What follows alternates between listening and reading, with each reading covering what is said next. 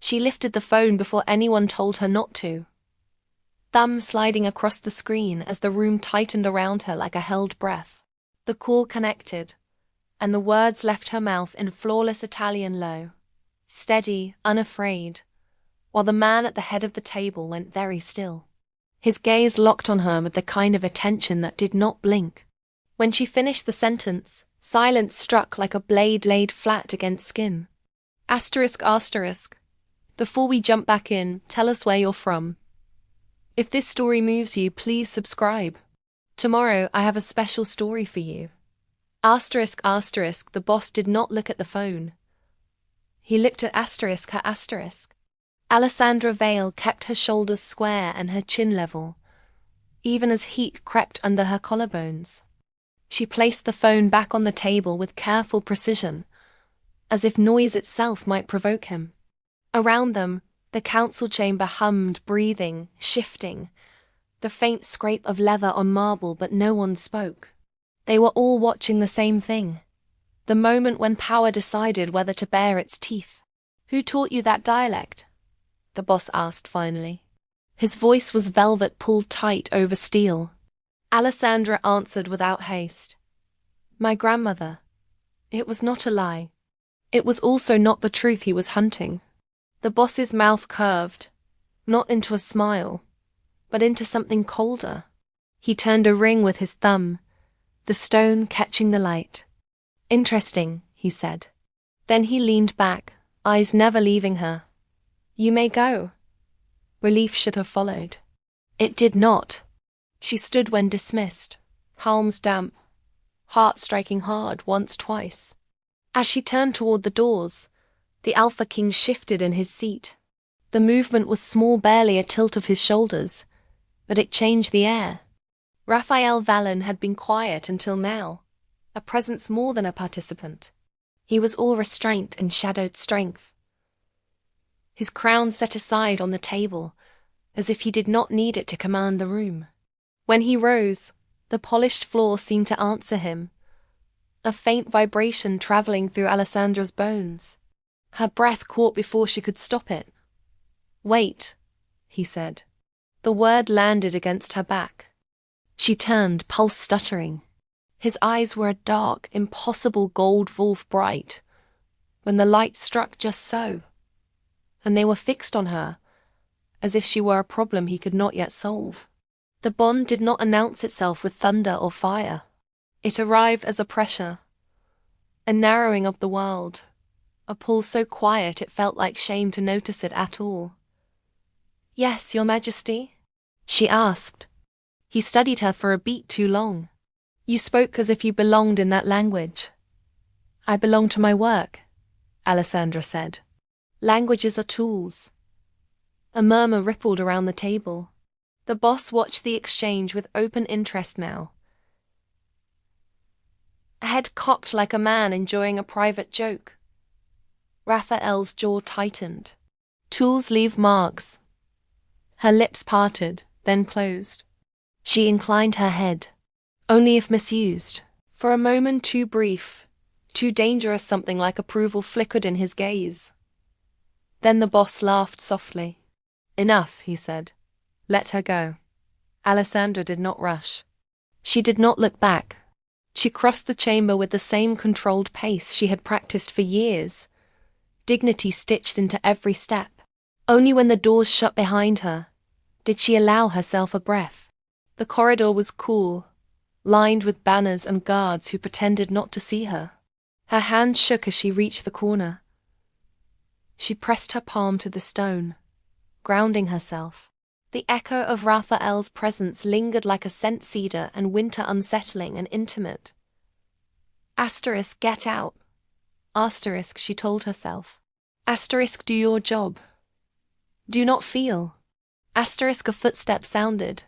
She straightened instantly, composure snapping back into place just as a shadow fell across the floor. Raphael stood there, closer than was appropriate, the corridor suddenly too narrow to contain him. He did not touch her. He did not need to. You shouldn't have answered that call, he said. I was told to translate, Alessandra replied. I translated. His gaze dropped to her throat, where her pulse betrayed her. You chose how? She met his eyes. So did you, when you chose to stop me. Something shifted, then subtle, seismic. The air thickened, carrying a resonance she felt more than heard. Wolf. Raphael stepped back a fraction, as if reining himself in. You will remain in the palace tonight. Her heart slammed. That was not part of my assignment. It is now. On whose authority? His eyes flared, gold sharpening. Mine. Anger sparked, quick and bright. Ear followed. Beneath both, an ache she did not have words for yet. Alessandra held his gaze, refusing to lower her eyes. I have done nothing wrong. No, he said quietly. You have done something rare. The word brushed her skin like a threat, and a promise tangled together. She swallowed, then put it in writing. A corner of his mouth lifted. You are brave. I am careful. They stood there, the corridor holding its breath again. Somewhere a door closed. Somewhere else, the boss's laughter echoed faintly, pleased. Raphael's voice dropped. Do not leave the palace. Alessandra's chest tightened. Why? He hesitated only a heartbeat, and in that pause she saw it. The weight of a crown, the pressure of a bond he would not name, the danger of wanting what politics forbade. Because if you do, he said, others will notice you the way I have. She should have felt relief. She felt claimed. When he turned away, the space he left behind burned. Alessandra exhaled slowly, fingers curling into her palm. The night stretched ahead of her, unfamiliar and alive with risk. She lifted her chin and walked toward the guest wing. Every step measured, every thought a careful lock on a door she did not trust herself to open. The palace watched her go. And somewhere below, the wolf answered. This story took us a long time. If you like it, subscribe. Now, back to the story. Alessandra closed the door to the guest suite with deliberate care, easing the latch until it whispered instead of clicked. The room smelled of polished wood and something herbal she didn't recognize, clean and faintly medicinal. She stood still for a moment, palms at her sides, listening for footsteps in the corridor. None came. Only then did the tremor reach her hands. She flexed her fingers, forcing the shake away, and crossed to the tall window overlooking the inner courtyard. Lanterns burned along the colonnade, their light catching on stone and water, and the watchful faces of guards who pretended to be statues. This wing was meant for diplomats who stayed just long enough to be useful and never long enough to become a problem. You are neither. She told herself. A knock sounded. Her breath hitched once betrayal, and she smoothed it away before turning. Yes? A maid stood beyond the threshold, eyes lowered, hands folded. His Majesty has requested that you dine. Requested was a careful word. Alessandra inclined her head. When? Now. The corridor seemed narrower on the walk back, the walls listening.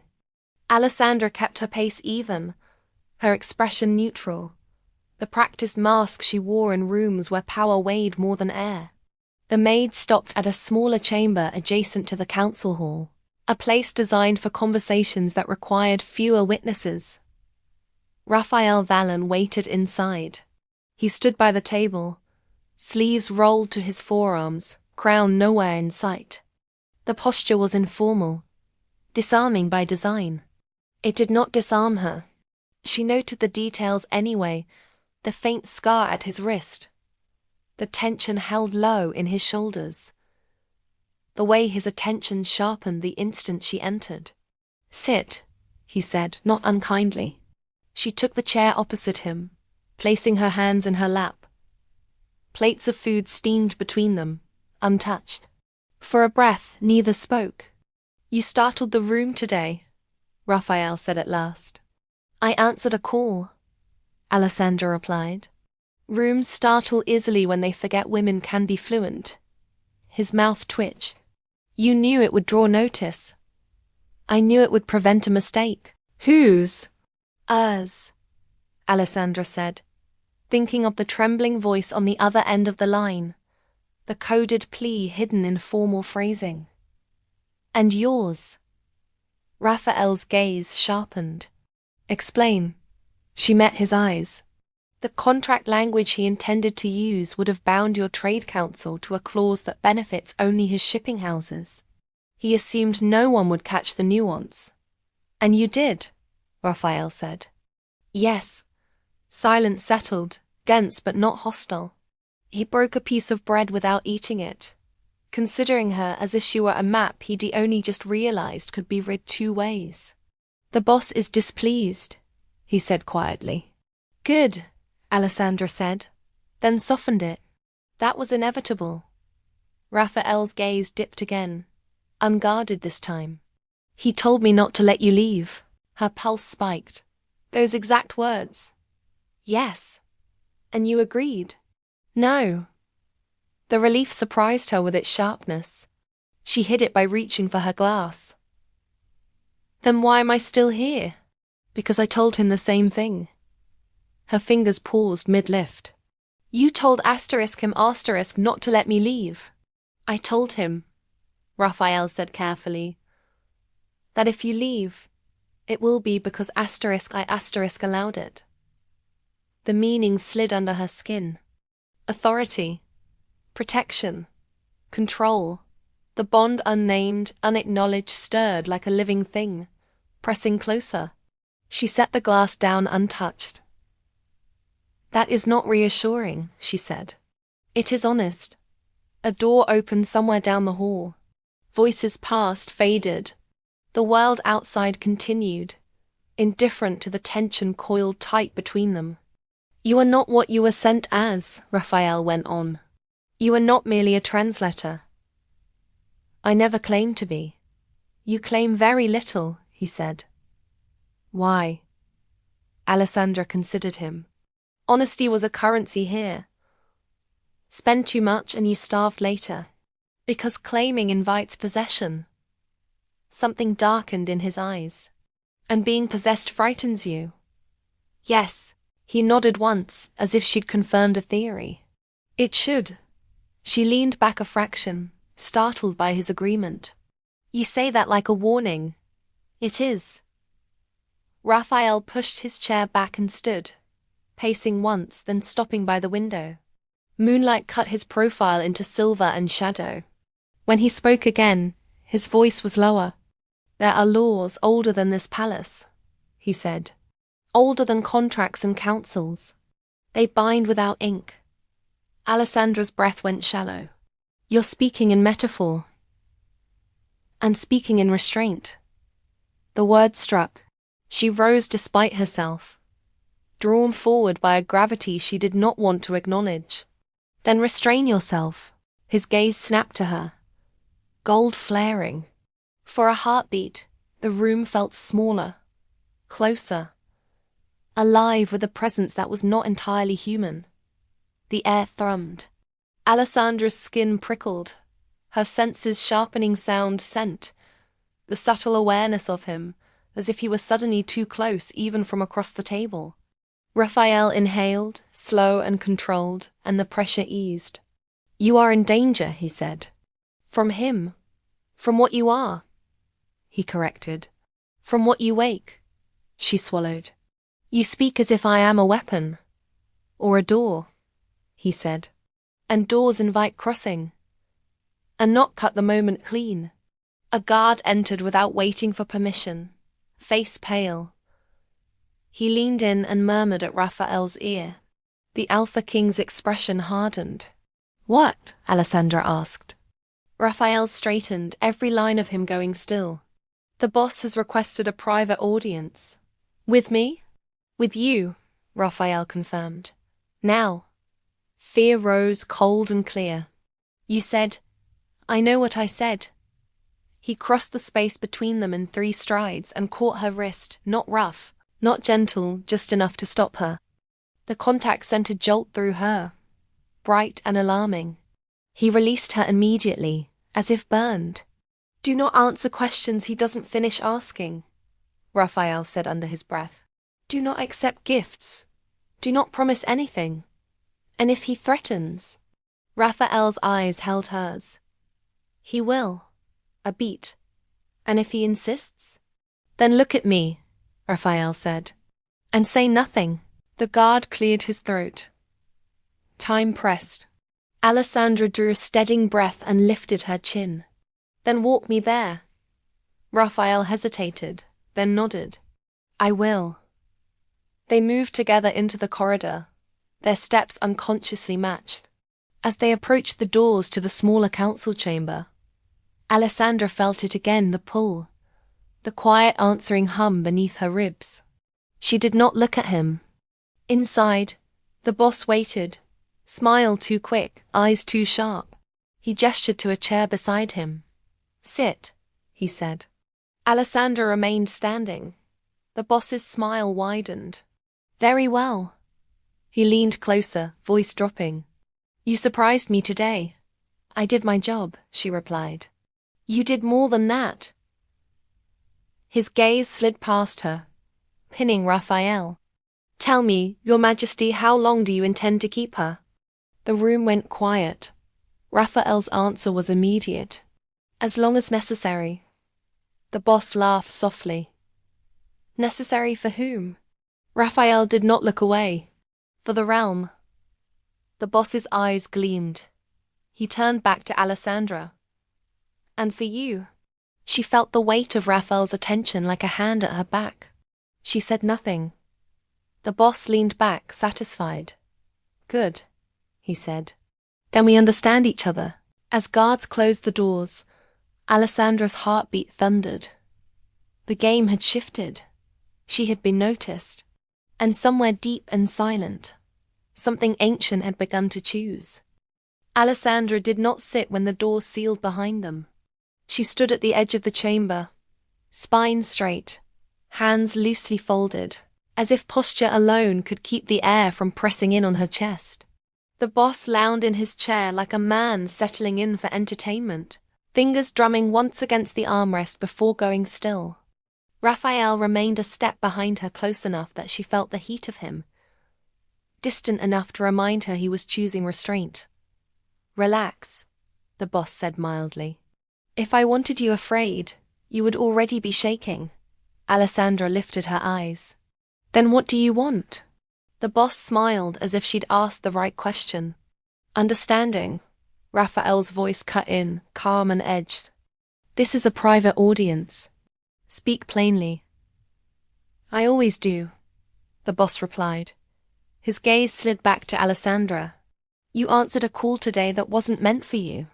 You spoke a language you weren't meant to know. And you corrected a man who doesn't enjoy being corrected." Alessandra kept her breathing slow. "Mistakes cost money. I prevented one. You exposed one," he countered. "There's a difference." Silence stretched. Alessandra felt it like a held note, vibrating beneath her skin. She became acutely aware of Raphael behind her, the quiet steadiness of him, the way his presence anchored the room even when he did not speak. The boss leaned forward. "Tell me, Alessandra Vale, did you do it for principle or for leverage?" "For accuracy," she said. His brows rose. "You believe accuracy exists in rooms like this?" "Yes," she replied. "It's just expensive." A low chuckle escaped him. "You're dangerous." Raphael shifted. "Enough." The boss held up a hand, amused. "Careful, Your Majesty. Your concern is showing."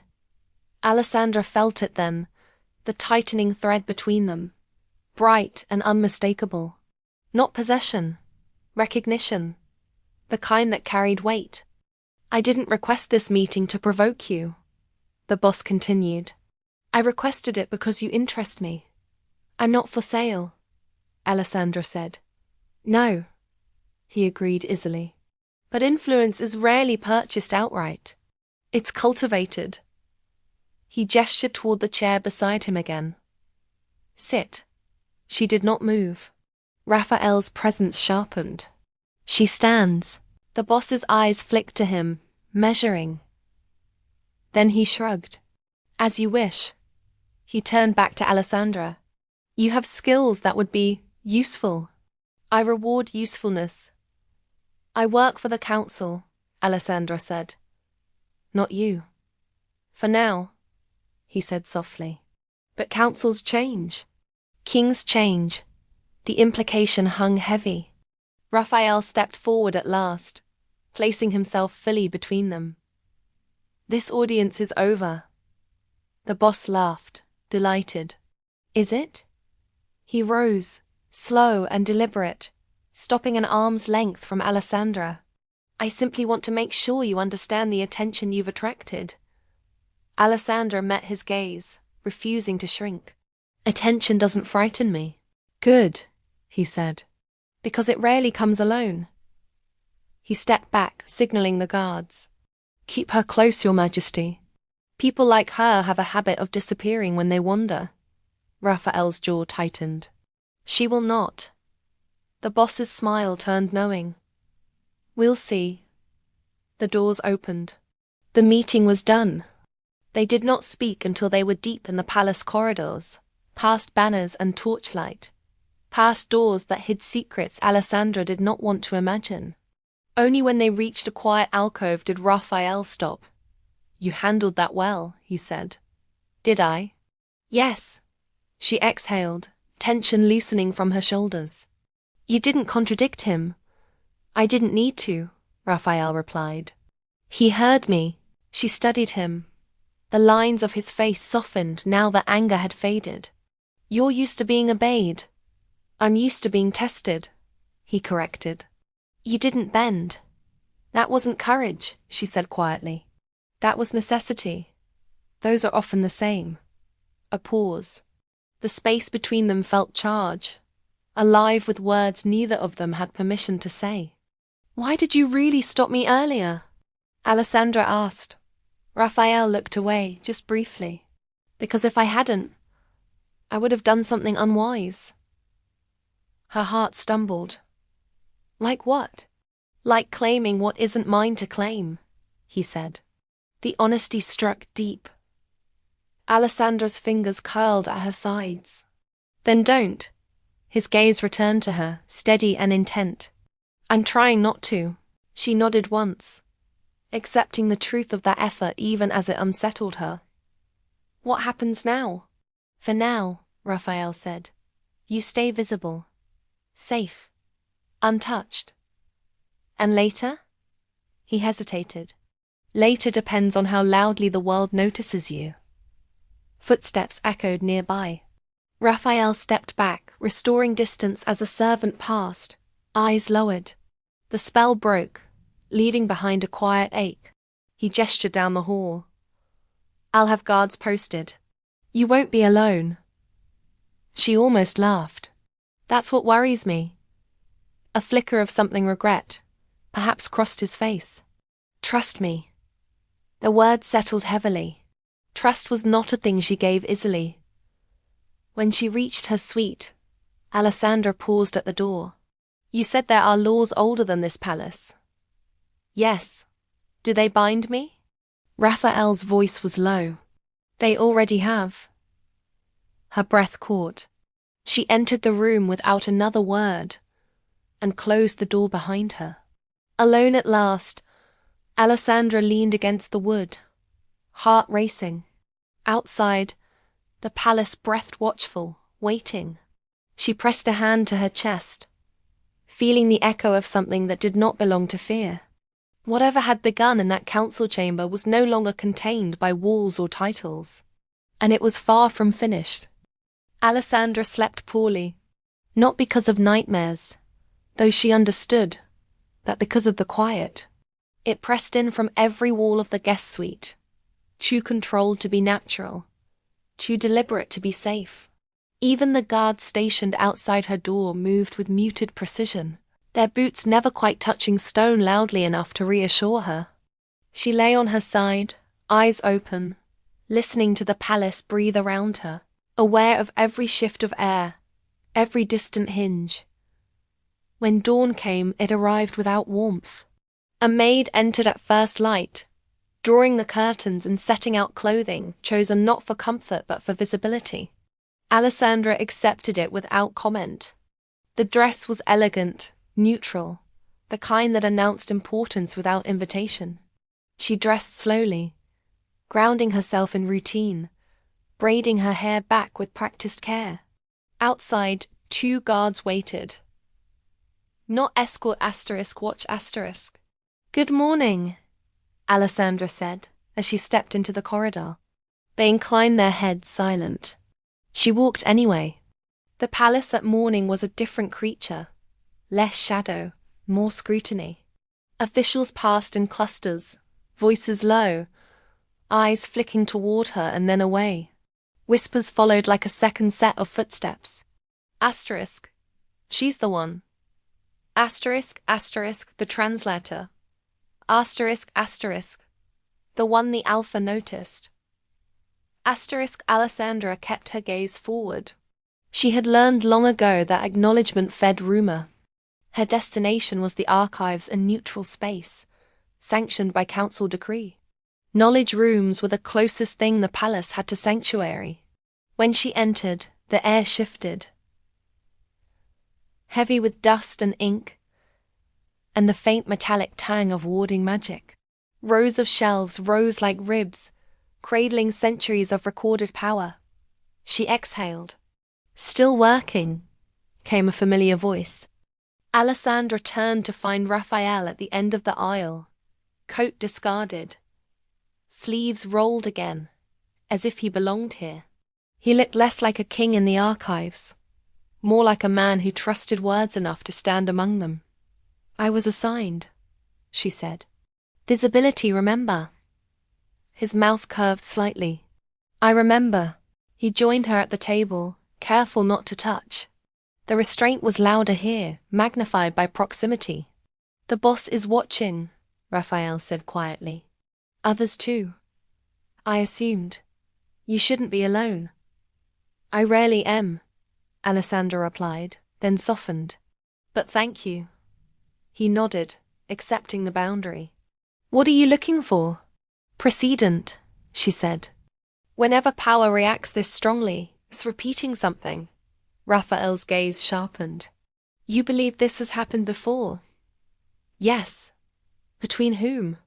"Between a king and a woman who wasn't meant to matter." The words landed, intimate and dangerous.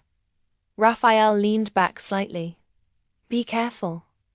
"I am," she said. "I'm careful with my heart, with my work, with you." His eyes darkened. "You shouldn't have to be careful with me. That remains to be seen." They worked in silence for a time, pages turning, ink whispering secrets. Alessandra felt him there, steady, attentive, choosing not to intrude. It made concentration both easier and impossible. She found it just past midday. A brittle folio, edges darkened with age, marked with a sigil she recognized from the palace seals. Her breath caught as she read. Asterisk. A binding unclaimed is a danger to the realm. Asterisk, her fingers stilled. "Raphael," she said softly. He was at her side instantly. "What is it?" She turned the page so he could see. "This law, who enforces it?" His face closed. "The crown." "And if the crown refuses?" "Then the bond ferments," he said. "Unstable. Public." Her pulse thudded. "Public how?" "Signs," he said carefully. "Resonance. Recognition others can sense." She thought of the way rooms went quiet around them, of eyes lingering, of the pull that refused to be named. "You knew," she said. "I suspected," Raphael replied. "I hoped I was wrong." Anger flared sharp, unexpected. "You brought me into this palace knowing that." "I brought you here to protect you," he said, voice firm. "From him. From anyone who would use you. And from yourself." A beat. "From me." The honesty struck harder than denial would have. Alessandra closed the folio with a soft thud. Then your protection is already a declaration. Raphael's jaw tightened. Not until I speak it. Words aren't the only language, she said. You taught me that. A bell tolls in the distance. Afternoon session. The world intruding again. Footsteps approached quick, purposeful. A young aide appeared at the end of the aisle, face pale. Your Majesty, there's a problem. Raphael straightened. What kind? The boss has summoned the council, the aide said, and he's requested the translator be present. Alessandra felt the shift immediately, the tightening thread pulled taut. Requested? Insisted, the aide corrected. Raphael looked at her, eyes searching. You don't have to go. Yes, she said. I do. He exhaled slowly. Then stay close. She met his gaze. I always am. As they moved toward the chamber, the palace seemed to lean in, hungry. Alessandra's heartbeat matched Raphael's stride, the resonance no longer subtle. Whatever the boss intended, it would not remain contained. And neither would the bond. The council chamber felt smaller than it had the night before. Alessandra sensed it the moment she crossed the threshold. The way the air pressed heavier against her lungs. The way conversation faltered just a second too late. Every seat was filled.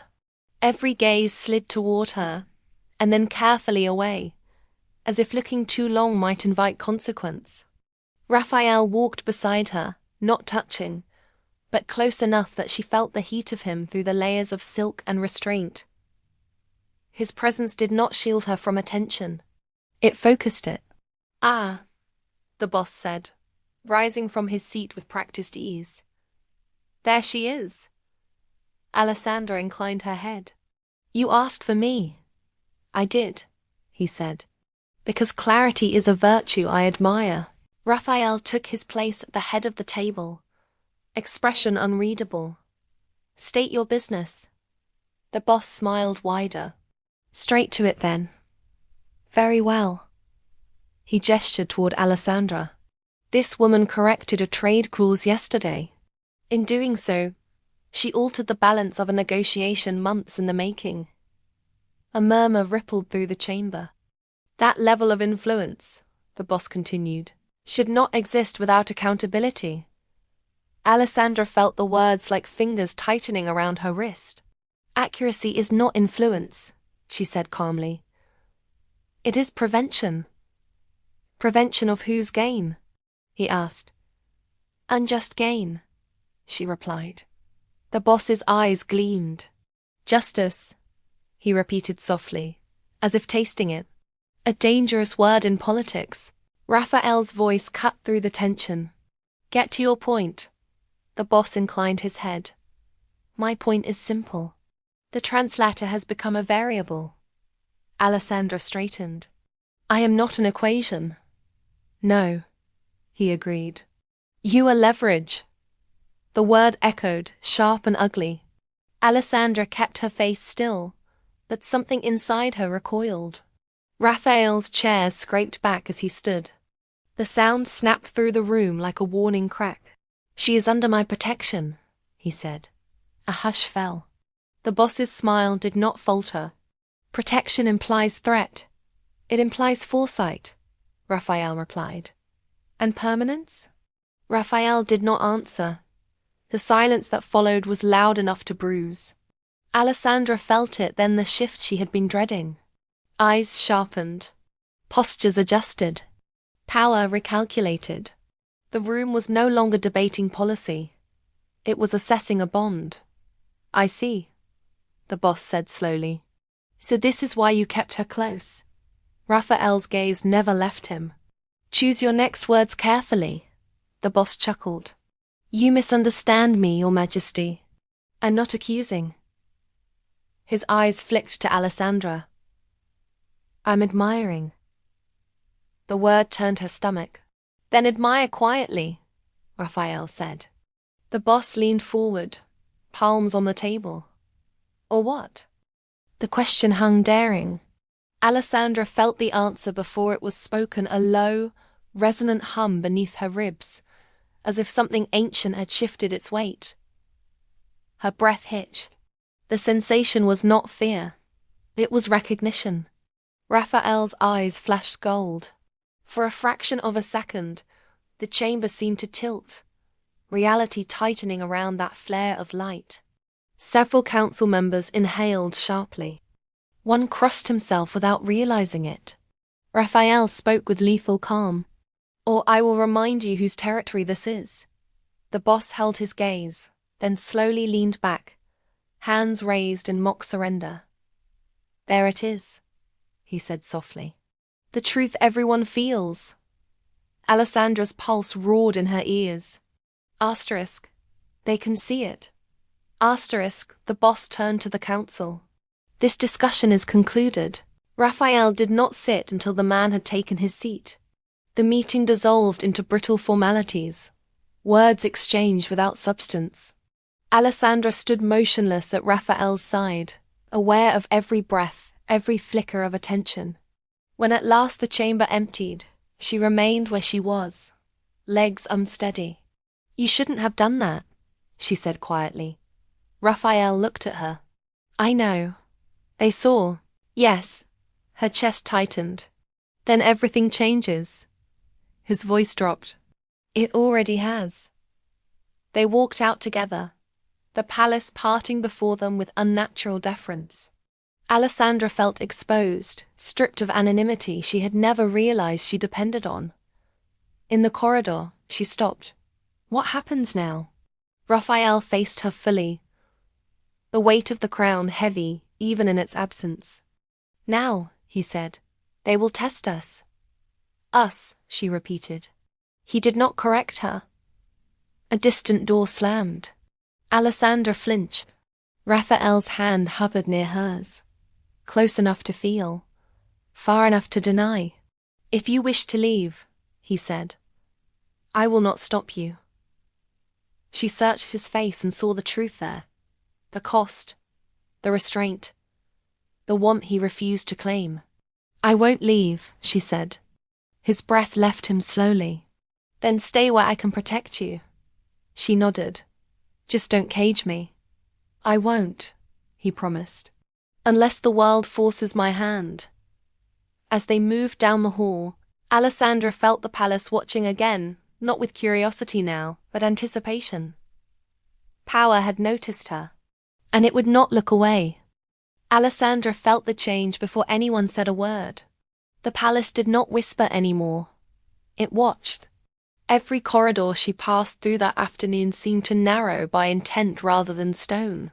Attendants stepping aside with too smooth courtesy. Guards tracking her progress with eyes that lingered a breath too long. Word had traveled faster than she had expected. It always did when power sensed movement. She was no longer merely present. She was ***. Raphael escorted her to a smaller solar overlooking the inner gardens, a place shielded from the main halls by carved screens and old magic etched into the arches. When the doors closed behind them, the pressure eased but did not disappear. "This room is warded," Raphael said. "Conversations spoken here don't travel. Only what people see," Alessandra replied. His gaze flicked to her, sharp with understanding. "Yes." She crossed to the window, fingers resting lightly on the stone sill. Below, the gardens lay perfectly ordered paths trimmed, fountains measured, beauty controlled. The sight made her chest ache. "They'll speculate," she said, "about why you reacted the way you did. They already are. And you let them." Raphael stepped closer, stopping at a careful distance. "I chose the lesser danger." She turned. "Which is?" "Being seen," he said. Instead of being cornered, the honesty threaded through her, unwelcome and warming all at once. "You didn't have to draw attention to yourself." "Yes," he said quietly. "I did." The room seemed to tighten around them, the warded air alive with unspoken things. Alessandra became acutely aware of him, of the steady rhythm beneath his restraint, of the way his attention never wandered when it rested on her. "You feel it too," she said. Raphael did not pretend ignorance. "I feel it." The admission settled between them, heavy and undeniable. "Then tell me what it is," she said. "Not in metaphor." His jaw tightened. "If I name it, it becomes law. And if you don't, then it becomes dangerous." A humorless smile touched her lips. "It already is." He exhaled slowly, as if steadying himself. "There are bonds that exist whether acknowledged or not. Ignoring them doesn't dissolve them. It just removes choice." Her pulse quickened. "So acknowledging them takes choice away?" "No," he said. "It forces it." Silence stretched, intimate and charged. Alessandra felt the pull again, stronger now, a quiet gravity that urged closeness without demanding it. Her instincts sharpened, senses attuning in ways she had no explanation for. "You're reacting," Raphael said softly. "So are you." His gaze dipped, then rose again, dark with restraint. "Yes." She took a step closer before she could stop herself. He did not move away. The space between them narrowed until it hummed. "Does everyone feel this?" she asked. "No," he replied. "Only those bound." Her breath caught. "Bound how?" Raphael hesitated. And in that pause, she felt the weight of what he carried. The crown, the laws, the danger of wanting. "By instinct," he said at last. "By recognition. By a pull that doesn't ask permission." She swallowed. "That sounds like captivity." "It can be," he said. "If one side claims and the other doesn't choose." The words steadied her even as they frightened her. "And you?" "I would never claim without consent." The vow sat between them, stark and sincere. A sudden wave of dizziness swept through her, sharp enough to steal her breath. Alessandra reached for the back of a chair, vision blurring. Raphael was there instantly, hand hovering at her elbow, stopping short of contact. "Alessandra." "I'm fine," she said automatically, even as the room tilted. "You're not." The hum beneath her ribs flared, bright and insistent. She gasped, instinct screaming ****. Her fingers brushed his sleeve. The reaction was immediate. The world snapped into brutal clarity scent. Heat. Presence overwhelming. Raphael stiffened, breath hitching as if struck. Gold flared in his eyes again, brighter this time, the warded walls seeming to resonate with it. He pulled his arm back, shaking. "Don't." Her hand fell away, heart pounding. "I'm sorry, I didn't—" "I know," he said hoarsely. "But if you touch me like that again—" He didn't finish. They stood there, breathing hard, the space between them charged and fragile. A knock sounded at the door. Both of them turned sharply. A guard's voice came through the wood. "Your Majesty." "There's been an incident." Raphael straightened, the king sliding back into place with visible effort. "What kind?" "An attempt," the guard said. "On the translator's quarters." Alessandra's blood went cold. Raphael's eyes went lethal. "When?" "Minutes ago." He was already moving, reaching for the door. Then he stopped, turning back to her. "Stay with me," he said. It wasn't an order. It was a plea. Alessandra nodded, fear and resolve knotting together in her chest. "I'm not going anywhere." As they stepped into the corridor, guards snapping to attention, Alessandra felt it clearly now, the truth she had been circling since the council chamber. Whatever bound them was no longer quiet, and someone had just decided to test it. They did not run. Raphael set a pace that was controlled and relentless, a forward motion that bent the corridor around his intent. Guards fell into formation with silent efficiency, steel whispering free of scabbards as they moved.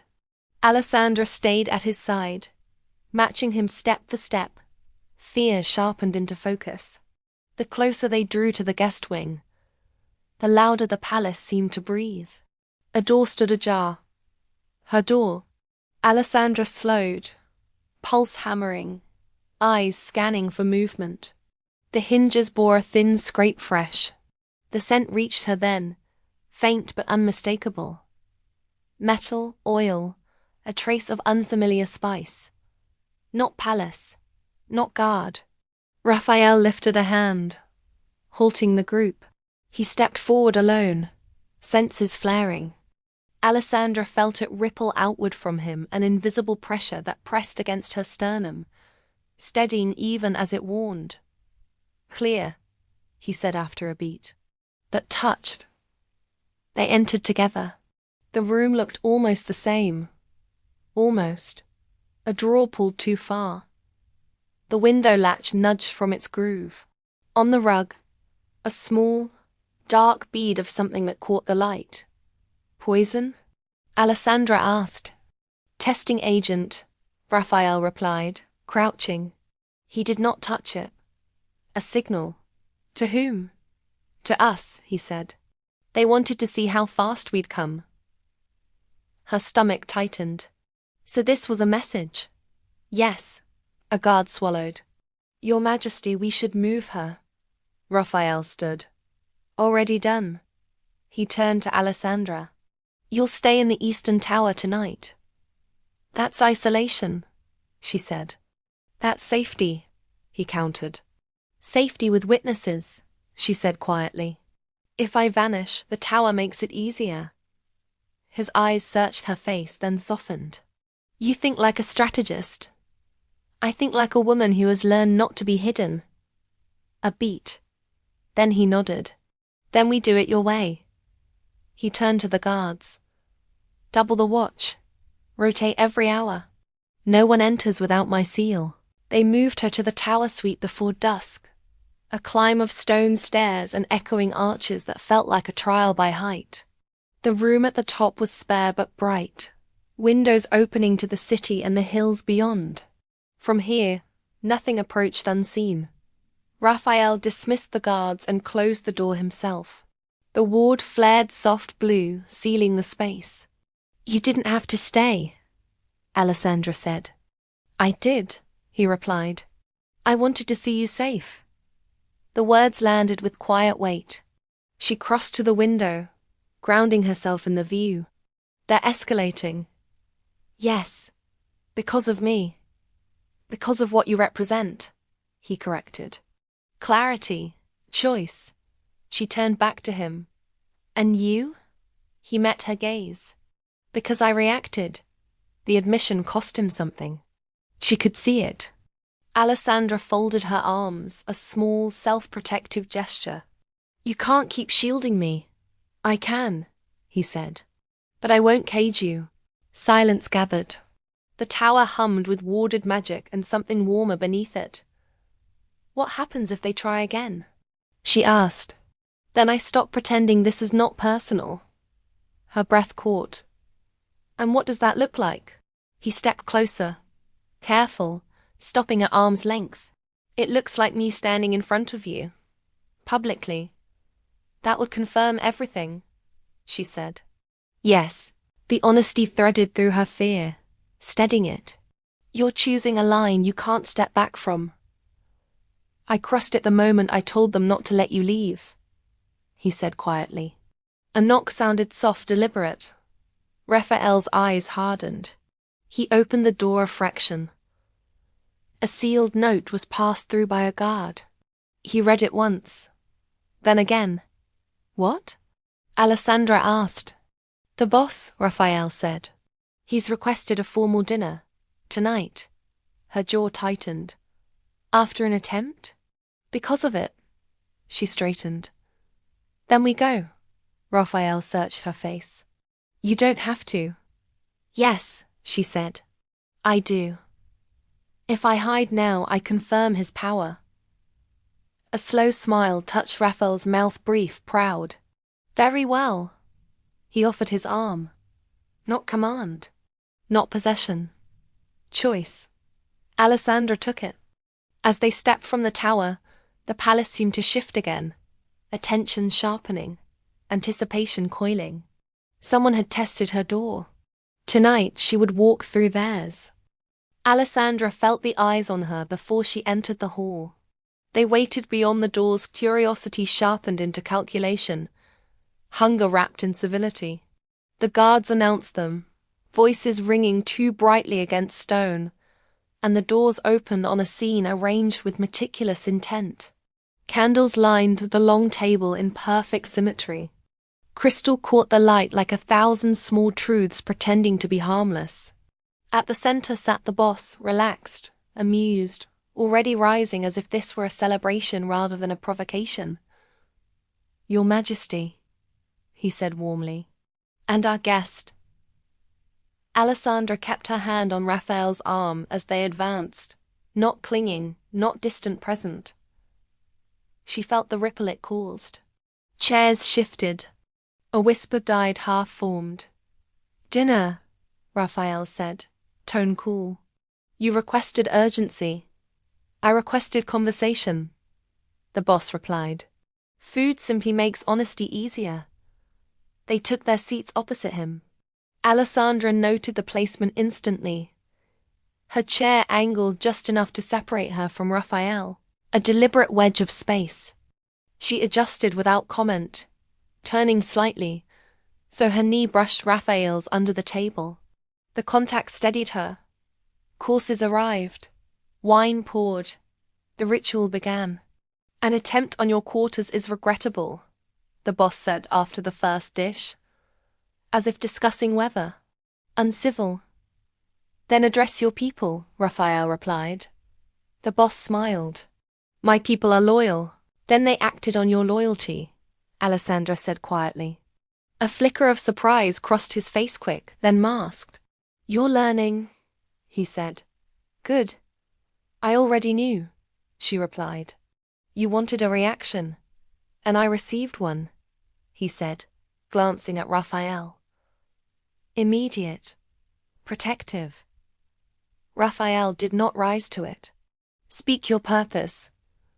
The boss sighed theatrically. "Very well. I propose a solution." Alessandra felt the trap settle. "To what problem?" "To uncertainty," he said. "You have created a variable that unsettles negotiations. Variables are best stabilized." Raphael's gaze hardened. "You will not touch her." "Of course not," the boss said lightly. "Not without agreement." Alessandra's pulse quickened. "Agreement between whom?" "Between adults," he replied. "With influence." The meaning slithered under her skin. "You want ownership. I want alignment," he corrected. "A formal attachment. Public. Reassuring." Raphael's chair scraped back an inch. "You're proposing a patronage," the boss finished. "She remains a translator. I ensure her protection. In exchange, her talents are prioritized." Silence crashed down. Alessandra set her fork aside with care. "You're offering to cage me politely." The boss smiled. "I'm offering you safety." Raphael's voice was low and dangerous. "From whom?" "From consequences," the boss replied. "From being the wrong woman noticed by the wrong king." The words struck with surgical precision. Alessandra inhaled, slow and steady. "If you wanted me afraid, you chose the wrong leverage." "Did I?" he asked. "You're already under guard. Your quarters tested. Your name spoken in rooms you've never entered." She felt Raphael's attention tighten, the bond thrumming in warning. "I choose my own alignments," Alessandra said. "And I decline." The boss's smile thinned. "Think carefully." "I am." Raphael placed his hand on the table open, steady. "This conversation is over." The boss leaned back, studying them both. "You haven't denied it," he said softly. "The thing between you." Raphael's eyes flashed. You have no standing to name it. But others will, the boss said. Soon. A pause. Then, almost kindly. If you won't stabilize her, Your Majesty, others will try. Alessandra felt the words like a blade pressed flat against her back. She stood. No, she said clearly. They won't. Every eye in the hall snapped to her. I am not a variable, she continued. I am not leverage. And I will not be bartered to soothe men afraid of losing control. The boss regarded her. Expression unreadable. Bold, accurate, she replied. Raphael rose beside her, the movement fluid and final. The air thickened, a low resonance humming beneath the chandeliers. Several guests shifted, uneasy. Dinner is concluded, Raphael said. Escort us out. The boss laughed softly, admiration and irritation tangled. Very well. But understand this attention does not recede once earned. As they turned to leave, Alessandra felt it again, the pull, strong and certain. Not possession. Alignment. At the threshold, the boss spoke one last time. Don't let her leave, he said, voice carrying. Raphael did not slow. He answered without looking back. She stays because she chooses to.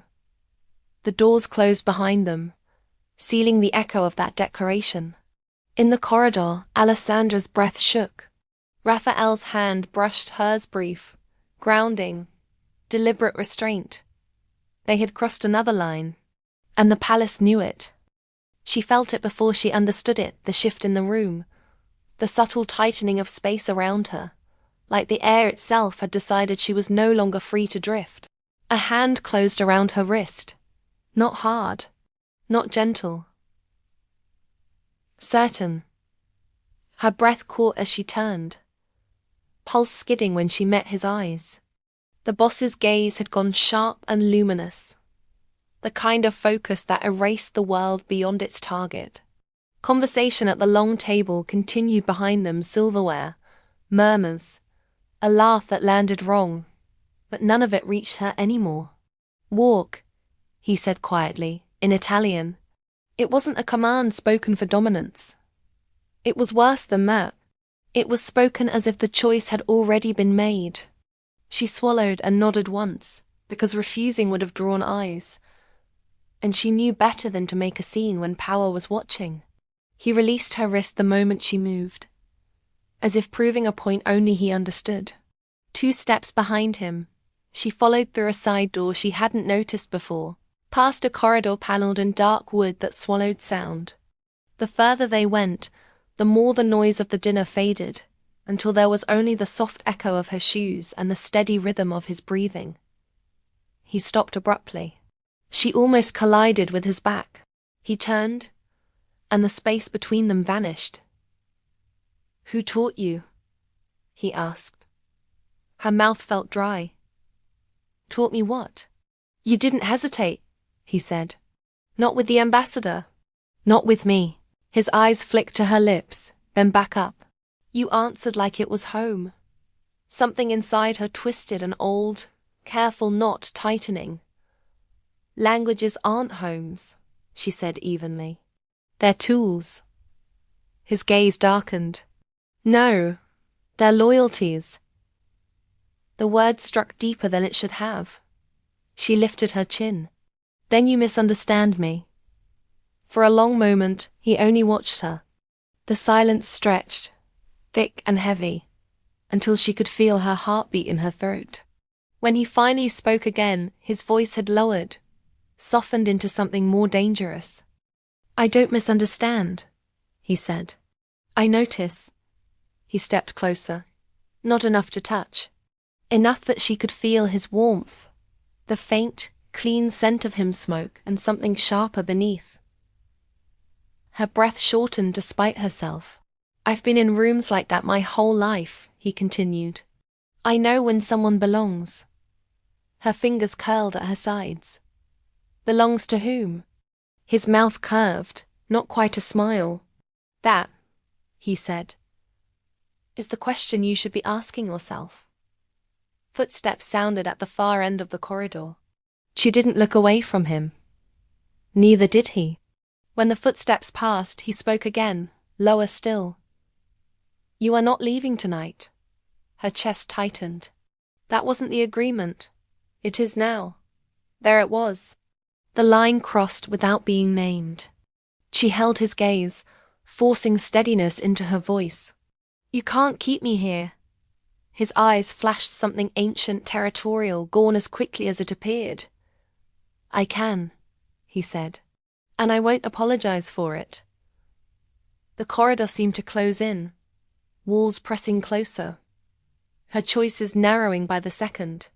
She thought of the guards, the doors, the way his people moved when he spoke.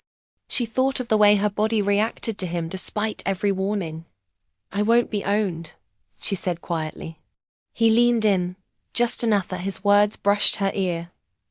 Good, he murmured. Neither will I. Then he straightened and turned away, leaving her standing there with her pulse racing and her world subtly, irrevocably altered. From the shadows at the end of the hall, a figure watched them both and lifted a phone. The message sent contained only 5 words. She's closer than we thought. She did not sleep.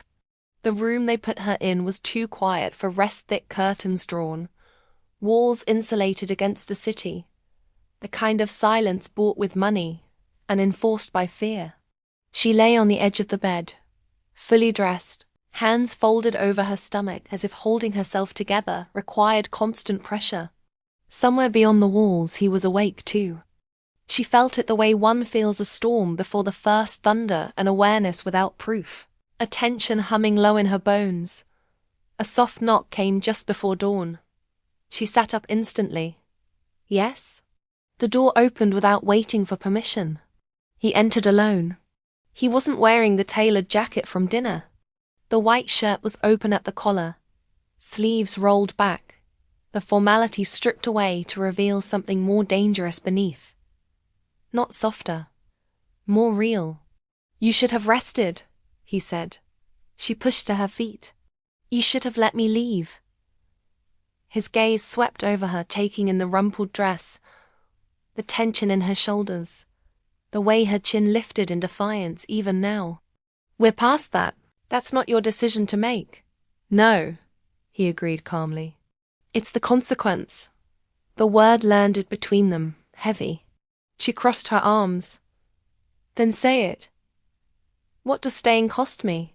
His eyes sharpened. Everything has a cost. I want to hear it. He considered her for a long moment, as if weighing how much truth she could survive. When he spoke again, his voice had lost its edge, replaced by something quieter. You will remain under my protection, he said. You will attend when summoned. You will not speak to the ambassador or his people without my consent. Her jaw tightened. And my work continues, he said. With me. A chill slid down her spine. As what? As yourself, he answered. Observed. She laughed once, sharp and humorless. That's not a role. It is in my world. She took a step closer, unable to stop herself. And if I refuse? His gaze dropped to her throat where her pulse betrayed her. Then I lose patience. The honesty of it stole her breath. Why me? She asked quietly. For the first time since they'd met, he hesitated. That, he said, is the question I'm not ready to answer. The silence that followed was charged, stretched tight between them. She could feel it, the pull she didn't understand. The way her body leaned toward him even as her mind warned retreat. You don't get to cage me, she said. I know, he replied. That's why this is difficult. His phone vibrated. He glanced at the screen, and something dark crossed his expression. Someone has been asking about you, he said. Not carefully. Her stomach dropped. Who? He met her eyes. Someone who shouldn't know your name. Fear stirred real and sharp this time. Then let me go. He shook his head once. If I let you leave now, you'd be dead by nightfall. The words settled over her like a verdict. She drew in a slow breath. So staying is the only safe option. For now. And later? His gaze softened just a fraction. Later, we negotiate. A knock sounded at the door harder this time. He turned toward it, all warmth gone, power snapping back into place. Yes? A voice answered from the other side. Boss, we found the leak. Her heart slammed against her ribs. He looked back at her. Get dressed, he said. You're coming with me. To where? His eyes burned with intent. To see what happens to people who don't respect boundaries. The door opened wider. And she understood with chilling clarity that staying had already begun to change her, and that whatever bond was tightening between them would not remain quiet much longer. The elevator descended without a sound. She stood beside him, hands clasped, shoulders back, composure stitched tightly into place. The doors were brushed steel, reflecting their silhouettes. His tall and immovable, hers controlled to the point of fragility. When the lights flickered between floors, she felt the drop in her stomach, the certainty that once the doors opened, there would be no gentle exits. Stay close, he said, not looking at her. I always do, she replied. His mouth twitched, the briefest acknowledgement. The doors parted onto a private garage washed in cold white light. Men waited there, quiet, alert, dressed in dark suits that carried weight without insignia. One of them held a tablet. Another kept his eyes trained on the far corner, where a black sedan idled, engine humming like a restrained animal. He moved first. She followed. The man with the tablet spoke quickly, deferential. Confirmed source. He sold the information 3 hours after dinner. Her chest tightened. Sold what information? His hand lifted not to silence her, but to acknowledge the question. Your presence, he said. Your fluency. The fact that you were kept. Kept. The word pressed against her ribs. Who bought it? She asked. Someone who collects leverage, he answered. People. They stopped beside the sedan. A guard opened the rear door. He gestured for her to enter first. An old courtesy that didn't soften the reality of the moment.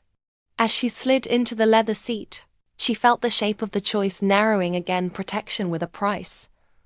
Freedom with a grave. The car pulled away. City lights streaked past the window. She watched them blur, thinking of how easily a life could smear into anonymity if no one noticed the moment it vanished. You didn't ask who leaked, he said. I don't need to, she replied. You wouldn't bring me if it was simple. A pause. Then, quieter. You're learning. She turned to him. I don't want to learn this world. I didn't either. The admission surprised her. They arrived at a restaurant she recognized only by reputation, elegant, discreet, its power hidden behind linen and low light. Inside, a man stood to greet them, smile polished to perfection. His eyes flicked to her, assessing, calculating. Boss, he said smoothly. Didn't expect company, yet here she is, he replied. They sat. Wine was poured. Bread arrived untouched. The man talked too easily, too eagerly about misunderstandings and loyalty. She listened, noting the cracks beneath the charm, the way his smile never reached his eyes. You sold a name, the boss said calmly. The smile faltered. I shared a curiosity. She felt the shift beside her, the tightening, the quiet warning in his posture. A curiosity gets people killed, he said. Names get them found. The man laughed nervously. Come now. That will be enough. Silence dropped like a blade. The man's gaze darted to her. She's not what you think. The room seemed to tilt. What do you think I think? The boss asked softly. That she's yours. Her breath caught. The boss did not deny it. Instead, he turned his head just enough to look at her, eyes searching her face, not for permission, but for truth. The space between them tightened, charged with something unspoken and dangerously close to being named. "I don't belong to anyone," she said evenly. The man exhaled, relieved too soon. The boss smiled then. It was not kind. "Correct," he said. "But she is under my protection." The smile across the table collapsed. The meeting ended without raised voices, without spectacle. When they stood, the man did not meet her eyes again. Outside, the night felt colder. In the car, she finally let the breath leave her lungs. "You let him think. I let him understand boundaries," he said. She studied his profile, the severity softened by the passing lights. "And me?" He met her gaze.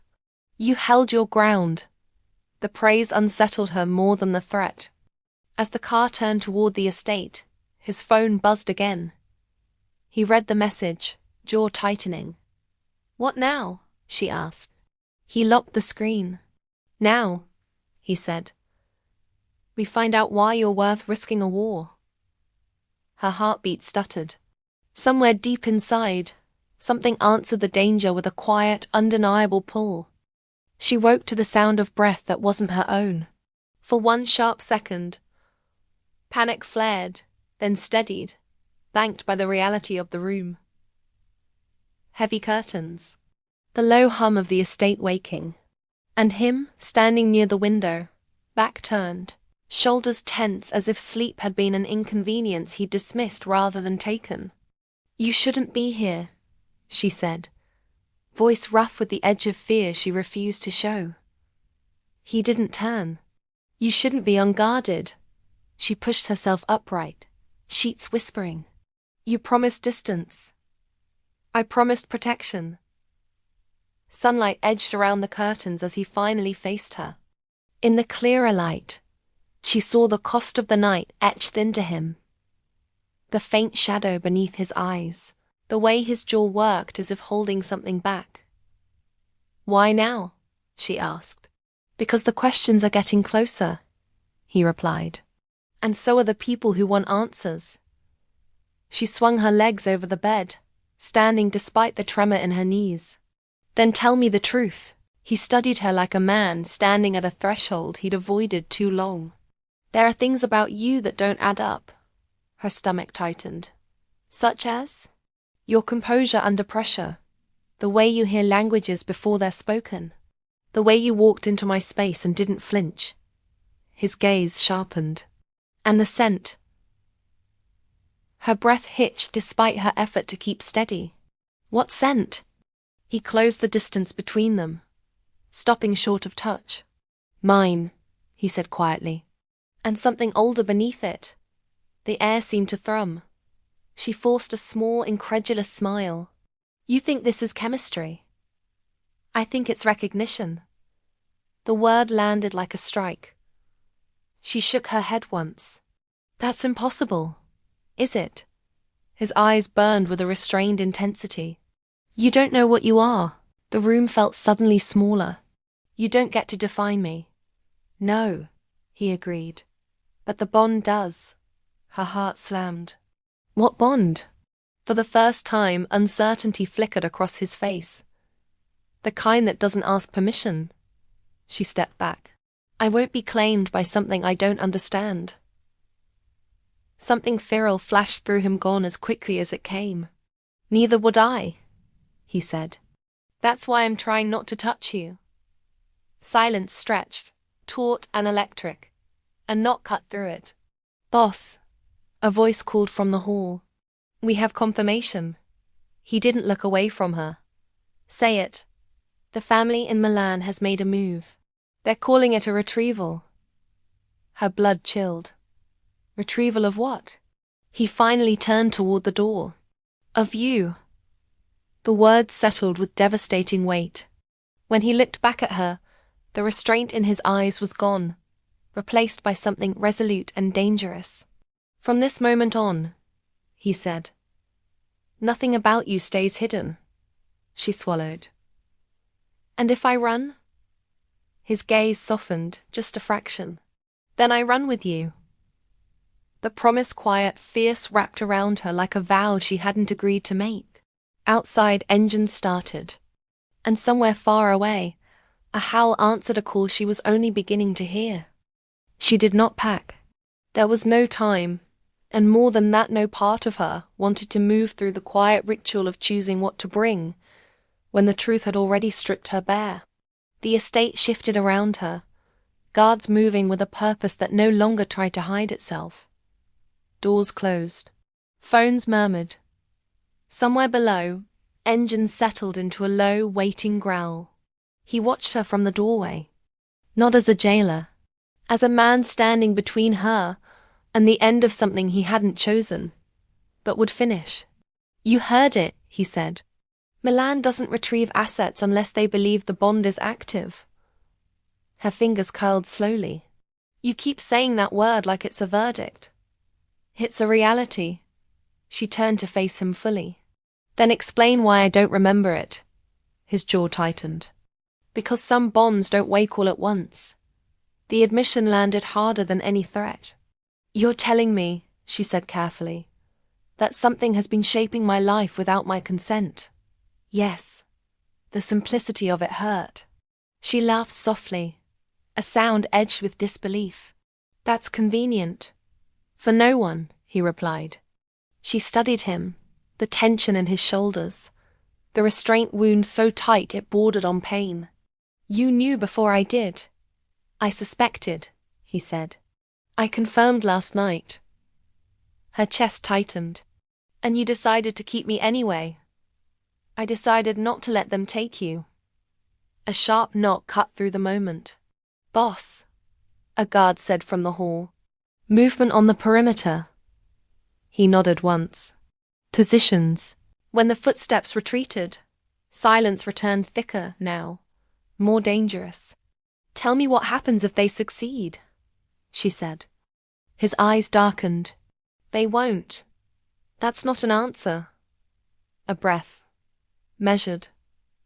If they claim you before the bond stabilizes, you won't get a choice again. Her stomach dropped. Ever? No. She stepped back, the wall meeting her shoulders. Then why hasn't it happened already? Because you anchored to me, he said quietly. Whether you meant to or not, the words echoed, settling into places she hadn't known were empty. You're saying I chose you. I'm saying you recognized me. A tremor ran through her, not fear, not entirely. Something deeper, older. Outside, a distant crack split the air. Gunfire. He moved instantly, crossing the room and bracing one hand against the wall beside her, his body shielding hers. The closeness hit her like a shock heat, scent, that same hum beneath her skin. Stay behind me, he said. I won't hide, she replied. His eyes flicked to hers. Then don't run. Another shot. Closer. The estate lights dimmed, then flared back to life. She felt it then, the pull. Not a voice. Not a command. A direction. Her breath shortened. Something's happening. He stilled. Where? She lifted her hand, palm turning toward the window without conscious thought. There. His expression changed, not shock, but grim understanding. The bond's responding. What does that mean? That they're close enough to trigger it. A howl rose from beyond the walls, answered by another, farther away. Her knees weakened. He caught her, hands firm on her arms, grounding without claiming. Look at me. She did. Whatever happens next, he said, voice low and steady. You choose me, or you choose nothing at all. The words burned their way into her chest. Outside, the perimeter alarms screamed, and deep inside her, something ancient opened its eyes and recognized its other half. The alarms did not stop. They layered, one piercing wail folding into another. until the sound became a living thing that crawled under her skin. Men ran the corridors now, boots striking stone with practiced urgency. Orders snapped, doors sealed. The estate shed its elegance and revealed its teeth. He kept her moving, not dragging, not pushing. A guiding pressure at her back, a steady presence at her side. Every turn was deliberate, every pause measured against the threat closing in from the dark beyond the walls. "Where are we going?" she asked, breath shallow but voice steady. "The heart," he replied. "The one place they won't expect you." They reached a steel door set into the foundation, unmarked and unadorned. He pressed his palm to a hidden plate. The lock answered with a low, obedient click. Inside, the air changed. Cooler, thicker. Charge. The room was circular, lit from above by a single recessed ring of light. Maps covered the walls, routes, borders, names scratched and rewritten over one another. At the center stood a table etched with symbols that made her chest ache when she looked at them. She swallowed. "This place is older than the house," he said. "Older than me." Another howl rolled across the grounds, closer now. Her breath hitched. "They're here." "Yes." He turned to face her fully, the chaos beyond the walls falling away until there was only the two of them and the hum beneath her skin. His restraint was gone, not replaced by possession, but by resolve. "This is the moment," he said. "The bond will finish what it started if you let it." Her pulse thundered. "And if I don't?" "Then it fractures," he answered, painfully, "for both of us." She searched his face for manipulation and found none. Only truth. Only cost. "You're asking me to choose something I didn't ask for," she said. "I'm asking you to choose yourself," he replied, with eyes open. The alarms cut out abruptly. Silence crashed down. His phone vibrated. He glanced at it once, jaw tightening. They've breached the outer ring. Time narrowed to a point. She stepped closer to the table, the symbols pulling at her like a tide. Understanding bloomed, not learned, but remembered. Not names or histories. Feelings. Intent. The shape of belonging without ownership. "I won't be claimed," she said. He inclined his head. "I know, but I will choose," she continued. "If this bond completes, it does so on my terms." A pause, then a slow exhale. "Say them. No cages," she said. "No silence. No decisions made about me without me." "Agreed. And if I walk away, if I ever do, you don't hunt me." His eyes darkened with something like pain. "Agreed." The room trembled. She lifted her hand between them, fingers trembling not with fear but with the weight of consequence. "Then listen to me," she said. "Not the bond. Me." He did not move. "Come here," she said. The command surprised them both. He obeyed. When their hands met, the world tilted. Heat surged, not consuming, not violent recognition sliding into place like a lock accepting its key. The hum beneath her skin rose, answered by the same resonance in him. The symbols on the table flared once, then stilled. Outside, a shout cut the air. A gunshot. Then another. He did not release her. "They'll feel it," he said, voice rough. "The completion." "Then let them," she replied. "They don't own what I am." A blast shook the foundation. Dust rained from the ceiling. He stepped in front of her without thinking, body a shield. She caught his wrist. "We face it together." Their eyes locked. The bond did not close around her like a chain. It stood beside her like a blade she had chosen to carry. Above them, the estate roared with conflict. And for the first time since the call that started it all, she knew exactly where she stood and why. The estate fell quiet in fragments, not peace resolution. The kind that comes after a wound has been cauterized. after choices have been made that cannot be undone. Sirens faded into distance. Boots slowed. Voices dropped from command to confirmation. She stood at the threshold of the heart room, dust clinging to her hair, the echo of the bond still warm beneath her skin. It did not thrum now. It breathed. He returned to her with blood on his sleeve that wasn't his. Her gaze went to it immediately.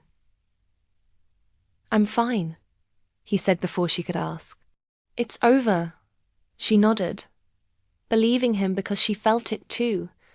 The absence of pressure at the perimeter, the way the night exhaled. The wolves beyond the walls had gone quiet, not defeated, warned. They moved together through the corridors, past shattered glass and overturned chairs, past the careful choreography of aftermath. Men looked at her differently now, not as leverage, not as a secret, as a line. In the main hall, the boss waited. He took in the state of them, the dust on her palms, the blood on his cuff, the way they stood side by side without touching, and yet unmistakably aligned. "So," he said mildly, "it chose." She answered before he could. "I did."